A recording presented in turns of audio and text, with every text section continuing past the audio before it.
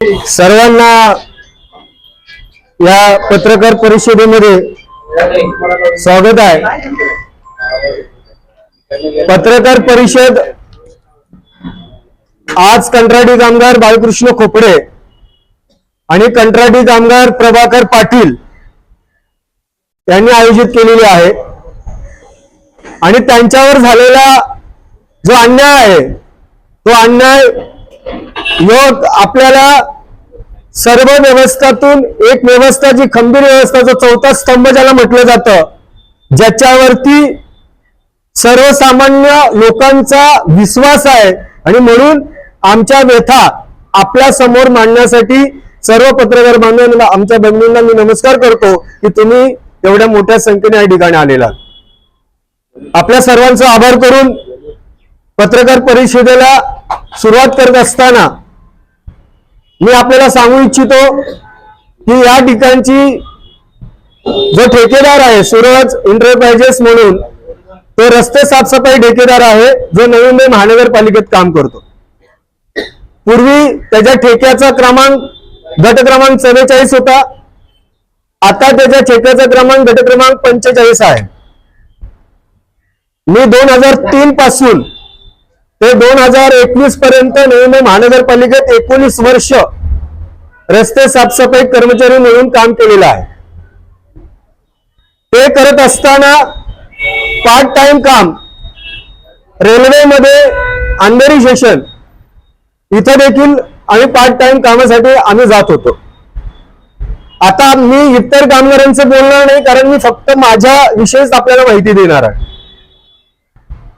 सदर ठेकेदार सूरज एंटरप्राइजेसच्या नावाने नवी मुंबई महानगरपालिकेत काम करतोय आणि तोच ठेकेदार रेल्वेमध्ये देखील KMH हॉस्पिटलिया लिमिटेड कंपनी त्याचा तुम्हाला मी देईन की त्या नावाने तो तिथे काम करतोय।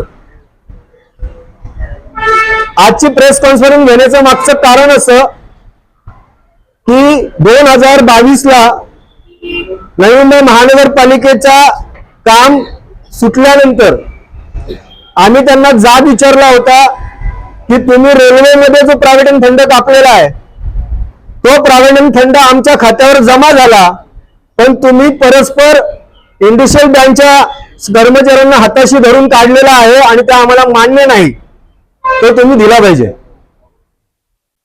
असं विचारल्यानंतर संबंधित महोदयांनी सांगितलं की तुला उद्यापासून कामावर यायची गरज नाही। म्हणलं झालं काय? आवाज रेज झाला, आवाज त्या ठिकाणी आम्ही सांगितल्यानंतर की तुम्ही आम्हाला न विचारता आमचं बँकचे ATM ऑपरेट केलेच काय? तुम्हाला बँकेने आमचे ATM दिले, आमचे पिन कोड तुम्हाला दिला, तुमच्या लोकांनी बँकेतून पैसे काढले। इंडस्ट्रियल बँकेच्या मॅनेजर पासून आता मी तुम्हाला पत्र दाखवेल की त्या बँकेला त्यांच्या परत RBI ला मी 2023 पासूनच कंप्लेंट केलेली आहे, 2022 पासून महानगरपालिकेला कंप्लेंट केलेली आहे। म्हणजे हा आजचा विषय नाही।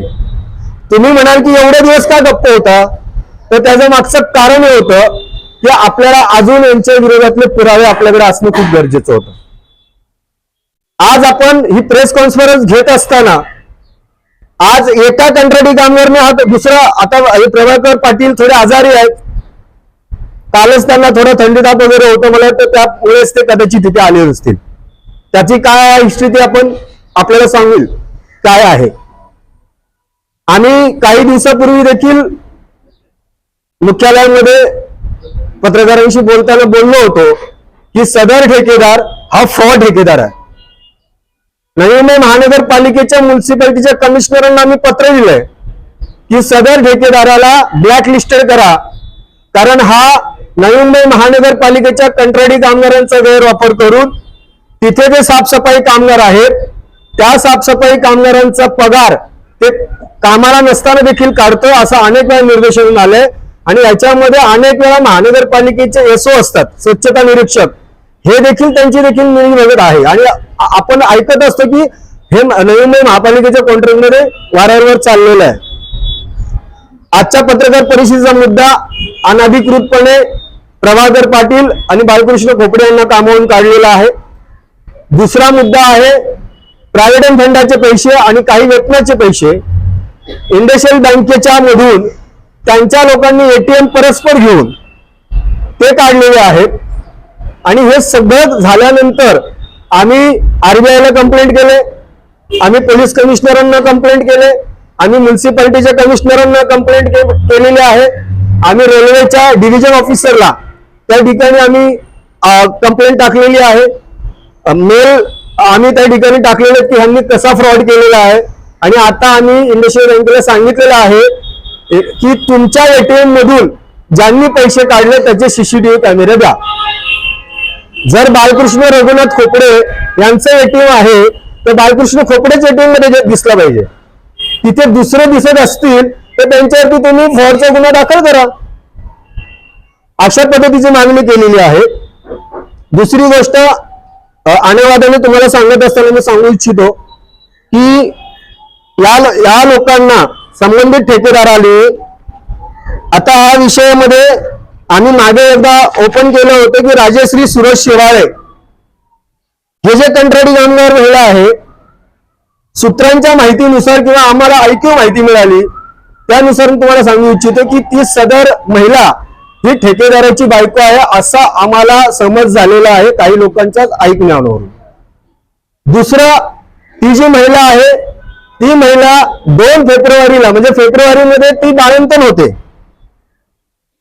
साताऱ्याला ती बाळंतन होते 2 फेब्रुवारीला. आणि जुलैमध्ये म्हणजे 4थ्या महिन्यामध्ये जून ते जुलैच्या महिन्यात ती कामावर येते. शक्य आहे का? ज्या आपल्या भगिनी आहेत जेव्हा ते प्रस्तुती होतात त्यावेळेस त्या बाळाला कमीत कमी 6 महिने 7 महिने त्याला वेळ द्यावा लागतो. आणि सदर महिला इव्हन 4 महिन्यामध्ये कामावर हजर आहे असं दाखवलं 26 दिवस भरले. अशा पद्धतीच्या अनेक गडबडी त्यांनी केलेल्या आहेत. ते पुराव्यानिशी आपल्याकडे आहे. जे मी काही तुम्हाला सांगतोय ते पुराव्यानिशी सांगतोय, माझ्या पदरचं काही सांगत नाहीये. दुसरा एक मुद्दा तुम्हाला सांगतो की इंडस्ट्रियल बँकेने काय केलंय. 2021 ला मला एक बँकेने स्टेटमेंट दिलंय 2021 ला.